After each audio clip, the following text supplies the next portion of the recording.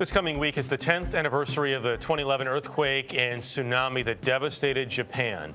The twin natural disasters claimed at least 20,000 lives and triggered a nuclear emergency.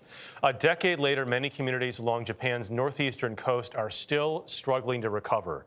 Lucy Craft traveled to one city that's made significant changes to ensure a future disaster will not carry the same cost.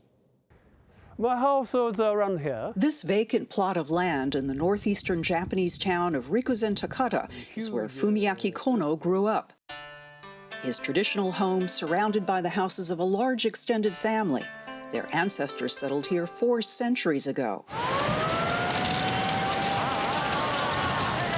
But on March 11, 2011, life as he knew it ended after a magnitude 9 earthquake triggered a massive tsunami.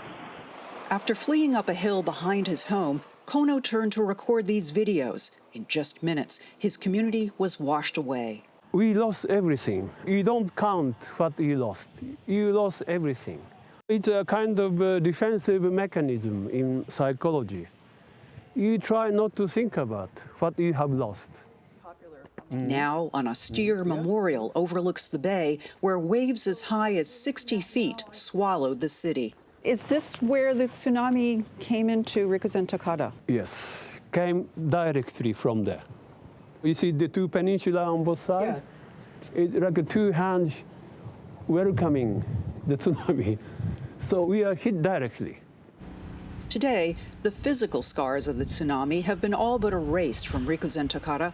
Massive seawalls over 40 feet high have been erected. But that's just the first line of defense in an elaborate effort to tsunami-proof the city.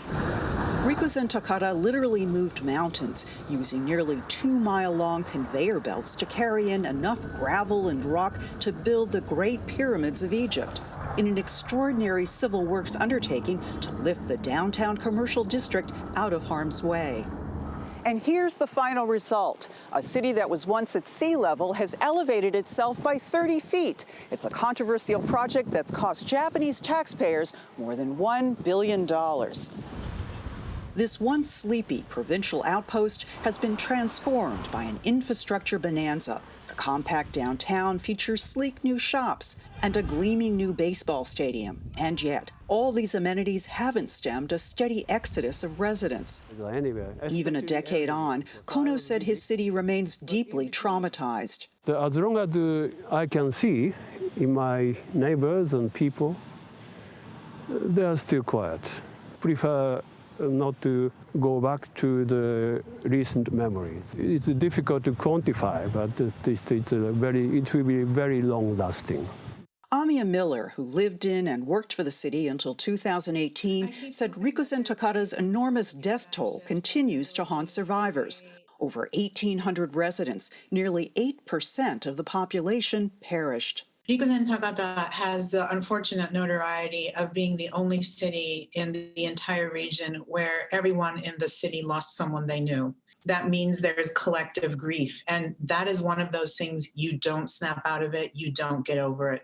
When everyone is sad together, it's intense. We tend in the West particularly to celebrate the Japanese for their resilience through this disaster. Is that the right take on it? No, it is not. What you see as resilience is actually exhaustion. We're doing this because we have to, not because we want to.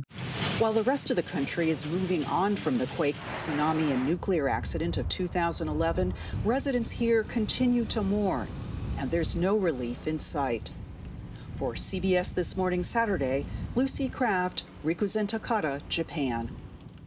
That's a trauma I cannot imagine getting over, having witnessed, if you've witnessed it. Never in your life. No, and those massive seawalls, that's an investment that many coastal cities in this country might want to think about, not for a tsunami, but our rising sea levels. I mean, it's that kind of infrastructure we're going to need.